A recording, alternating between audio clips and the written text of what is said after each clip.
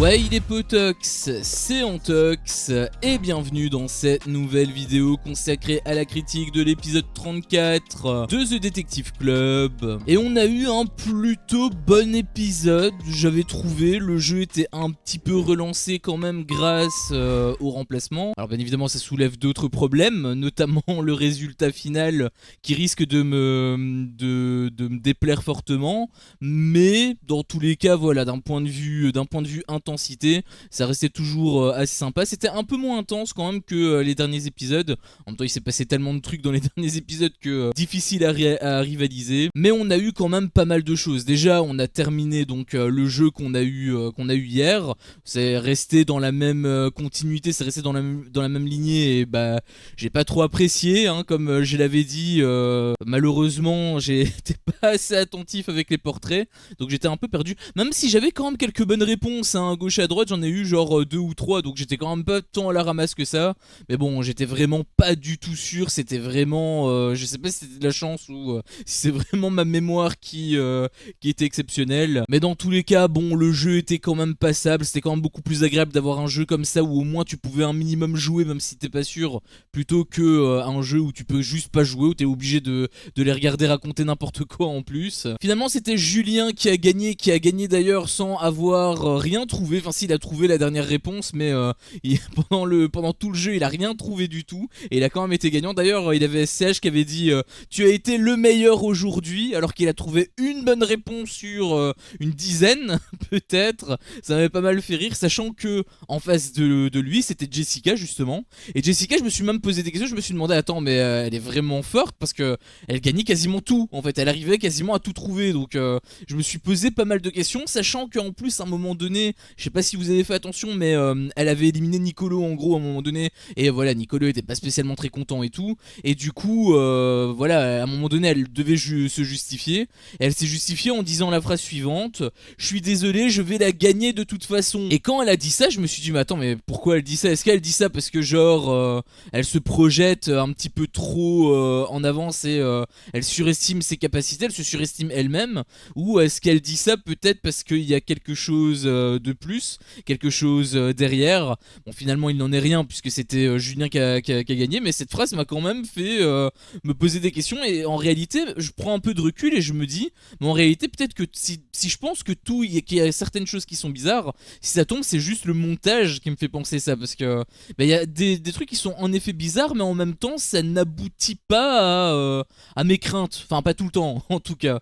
Là il va falloir encore attendre pour avoir la confirmation avec Jess, mais il y a des moments où voilà c'est un peu bizarre, mais en même temps il peut y avoir des explications, notamment le truc avec Harry Potter par exemple, de ce que Julien avait dit. Je sais pas, franchement je me dis peut-être que c'est le montage qui fait ça. Pourtant le montage est quand même relativement bon, il est quand même assez dynamique et tout, mais peut-être qu'ils retranscrivent assez mal ce qui se passe, ou qu'ils le retranscrivent d'une certaine manière qui peut prêter à confusion.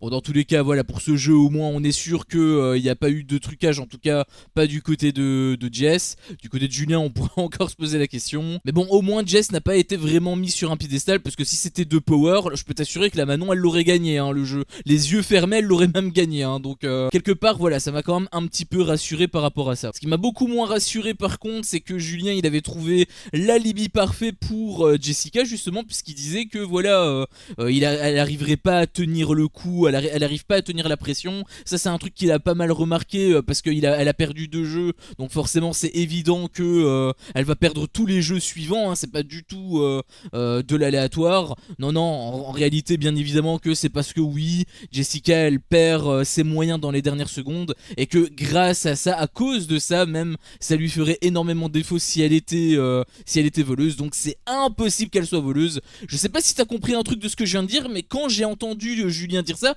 je me suis dit mais c'est quoi le rapport entre les deux, hein, vraiment j'avais l'impression qu'il trouvait des excuses en avance, tu vois, ce qui faisait que c'était un peu bizarre. Alors au début je t'avoue que quand j'ai vu ça j'ai pas été content du tout, mais finalement il y a eu la soirée, c'était une petite soirée où il y a eu un jeu justement qui était assez intéressant, parce que c'était un jeu pas comme le jeu qu'on a eu la dernière fois où Julien avait tout orchestré. Là c'est un jeu un peu différent, puisque c'était un jeu un petit peu comme avec les Marseillais quand il fallait voter et que tout le monde devait dire son vote. Bah là c'était un petit peu pareil, sauf que c'était un petit peu plus cérémonieux par rapport donc aux enquêtes. Chacun devait donner leurs soupçons. Et justement, il y a eu pas mal de noms qui sont sortis à gauche, à droite, ça a un peu tiré dans tous les sens, mais en même temps, ils repartent de zéro, donc c'est totalement normal qu'il n'y ait pas de piste concrète. C'est normal, ils n'ont pas encore eu d'indice sur Jess, donc c'est logique. Mais il y a eu quand même de bons raisonnements, j'avais trouvé, notamment justement un raisonnement qui visait justement Jessica. C'était Nicolo encore d'ailleurs, hein, peut-être qu'il est vraiment très bon. Franchement, il m'avait pas mal surpris. Je sais pas si c'est juste de la chance ou s'il a vraiment trouvé certaines choses. Quoi qu'il en soit, il avait aussi de bonnes logiques qui disaient que voilà, elle était stratège, etc., etc. Ce qui est évident en fait. Dans toutes les aventures où elle fait tout le temps des coups de Trafalgar. C'est un peu la Vivian féminin, tu vois. Donc je comprenais pas pourquoi Julien disait que ça pouvait pas être elle, tu vois. Je me disais c'est trop bizarre. Là au moins Nicolo a pointé du doigt Jessica, donc c'était quand même assez sympa. Bon après il y avait d'autres trucs qui étaient aussi bien. Je repense notamment d'ailleurs à une réflexion que Benoît a dit qui était très intelligent, parce qu'en gros voilà, il était en train de parler à Catel et tout, et Catel lui a donné en gros son cahier où elle prenait des notes, et justement en fait il a eu une petite déduction. En fait Catel, elle avait fait des calculs en gros par rapport au gain qu'il pourrait avoir, et elle a fait des calculs en tant que détective, et ça peut paraître vraiment anodin, elle peut très bien mytho, hein, bien évidemment, c'est un peu le principe du jeu, hein, combien de fois Giuseppa n'a pas menti, donc bien sûr qu'elle peut mentir, mais dans tous les cas au moins elle a eu bon, si elle était voleuse, là on sait qu'elle est pas voleuse, mais dans tous les cas ça lui donne quand même un argument en plus pour dire qu'elle l'est pas, puisque bah voilà, sinon elle aurait pas calculé en tant que gain d'enquêteur, sauf si elle le fait bien évidemment,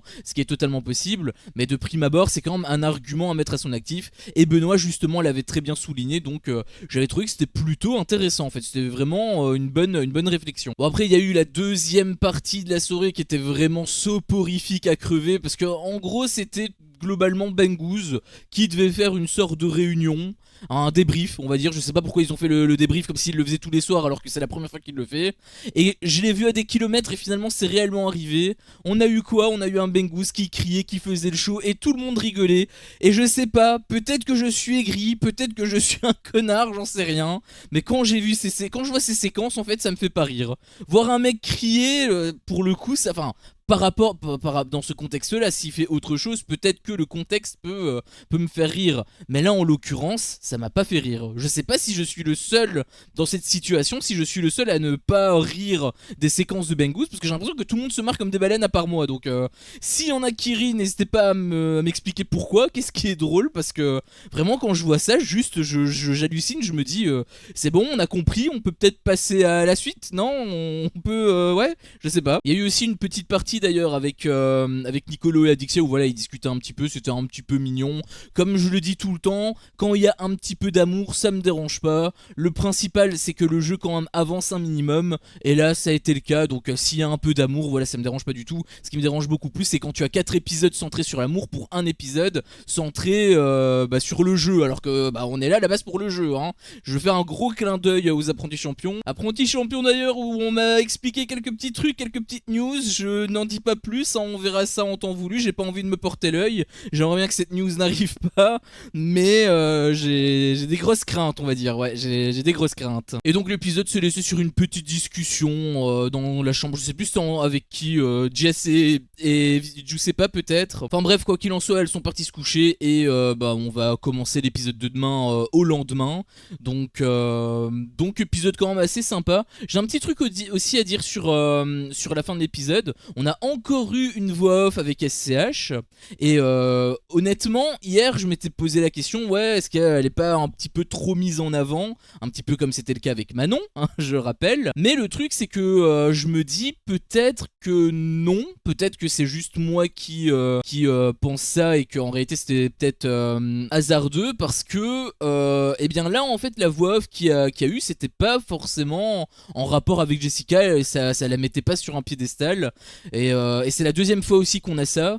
Donc je me posais la question, étant donné qu'on est en phase finale, est-ce que justement la voix off c'est pas un petit peu simplement la ligne directrice pour cette phase finale, pour conclure les épisodes. Ça peut simplement être ça, et c'est pour ça qu'on a eu ça hier. Alors le fait qu'il ait un peu encensé Jessica, forcément c'est pas forcément ouf, mais étant donné que ici ça a pas été le cas, je me dis peut-être que c'était juste le hasard. Peut-être que voilà, ça s'y prêtait bien sur l'épisode, du coup ils ont décidé de balancer ça. Étant donné que là ça a pas été le cas, je me dis c'est possible. Voilà. Et il y a un deuxième truc aussi que je dois dire, peut-être que j'ai mal compris les règles, je sais pas, c'est assez flou en réalité pour moi. On a eu quelques discussions, j'ai eu quelques discussions avec certains dans les commentaires, et apparemment peut-être que les deux voleuses peuvent gagner l'aventure. C'est un peu comme ça que on me l'a fait comprendre. J'ai revisionné les passages de l'épisode, et j'avoue que autant au premier visionnage c'était clair dans mon esprit, autant au deuxième c'est beaucoup plus flou. Je dirais pas que c'est évident que les deux gagnent, parce qu'en fait SCH n'a rien précisé là-dessus. Il a juste dit que pour que les enquêteurs gagnent, ils doivent trouver les deux voleuses, ça c'est totalement normal, mais il a pas spécifié que si les deux voleuses gagnaient, si une voleuse perdait et que l'autre restait, les deux voleuses gagnaient quand même. Il a pas précisé ça textuellement. Il a les candidates Giuseppa et Jessie qui t'ont fait comprendre ça, mais est-ce que ce sont réellement les règles? Est-ce qu'elles ont elles-mêmes mal compris? Faudra attendre en fait, faudra attendre la finalité pour avoir le fin mot de cette histoire. Mais j'avoue que autant j'étais quand même assez sûr de moi à l'épisode d'hier d'avoir compris les règles. Je pensais que c'était simplement un truc comme les traîtres en réalité. Peut-être que c'est à cause de ça, peut-être que ça m'a mis sur le mauvais chemin. Mais vu que justement j'ai revu le passage, je suis beaucoup moins sûr, donc je sais pas, honnêtement faudra attendre. J'ose espérer que si Giuseppa elle se fait éliminer, elle ne gagne pas, parce que si elle se fait trouver, oui ok d'accord, il faut que les deux voleuses soient éliminées pour que les enquêteurs gagnent, ça je veux bien, mais si l'une des deux voleuses perd et que l'autre gagne, ça me paraît très logique que c'est la voleuse restante qui remporte le pactole, tu vois. Même si, pour moi, je le précise quand même, mais pour moi, je sais pas, elle est 1000 fois plus méritante que Jess, elle est vraiment à des années-lumière, donc quitte à choisir, je préférais que ce soit Giuseppa qui gagne. Mais voilà, si elle se fait choper et que Jess est la seule restante, ça me paraît très logique que Giuseppa elle ne gagne pas. Après bon, c'est W9, c'est eux qui font les règles, ils peuvent choisir ce qu'ils veulent. D'ailleurs j'y ai pensé également, mais en réalité il y aura pas qu'un seul enquêteur qui va gagner, ils seront peut-être 4 ou 5, et du coup les doutes que j'avais également par rapport à Julien, ça s'avère finalement contredit, vu que comme ils sont plusieurs à gagner, voilà, de toute façon le montage n'a pas mis Julien autant en avant. J'avais peur que ça fasse un peu un remake avec Manon.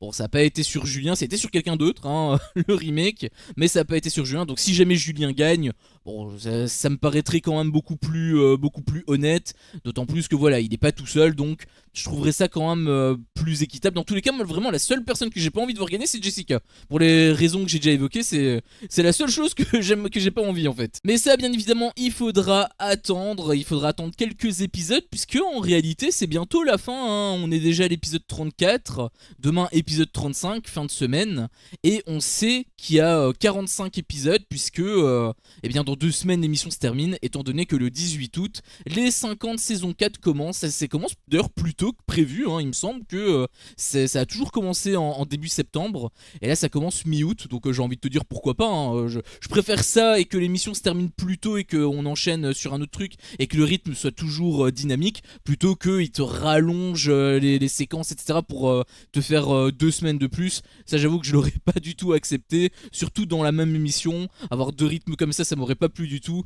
Donc le fait qu'il termine plus tôt, voilà, là on a eu 40 épisodes, preuve en est que Banijé peut quand même faire des émissions assez intéressantes, assez dynamiques, même s'il y a 45 épisodes, tu vois. Sachant que en plus les épisodes sont quand même assez courts, parce que la grosse faiblesse des épisodes des apprentis aventuriers, c'est le fait que le truc c'est que les épisodes font là en moyenne 55 minutes de vide en plus la plupart du temps.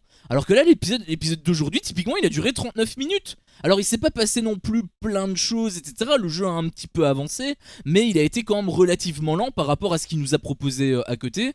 Le truc c'est que Bah étant donné que l'épisode était court, ça passait crème en fait. Donc pour moi vraiment 40 minutes d'épisode, c'est la durée vraiment idéale. Parce que même s'il se passe pas autant de choses, c'est pas grave, ça passe quand même tout seul, tu vois. Mais ça bien évidemment ce n'est que mon humble avis. Moi maintenant ce qui m'intéresse c'est le vôtre. Qu'avez-vous pensé de cet épisode? Est-ce que vous êtes d'accord avec moi ou non sur certains points? Est-ce que vous avez apprécié le jeu? Est-ce que je suis le seul vraiment à pas rire quand on voit les scènes de Bangus? Sérieusement, n'hésitez pas à me dire tout ça, hein. N'hésitez pas tout simplement à liker si jamais vous voulez montrer que vous êtes d'accord avec moi, ou tout simplement si jamais vous êtes en désaccord avec moi, n'hésitez pas à me dire pourquoi dans l'espace commentaire. Si jamais mon contenu vous plaît, je vous invite également tout simplement à le partager, à vous abonner et pourquoi pas à activer la cloche, comme ça vous ne louperez aucune de mes autres vidéos. Pour ceux qui veulent me donner un petit coup de pouce, n'hésitez pas à booster les vidéos, ça fait extrêmement plaisir, c'est très important pour moi. En plus c'est extrêmement simple pour vous, il vous suffit simplement de slider au niveau des commentaires,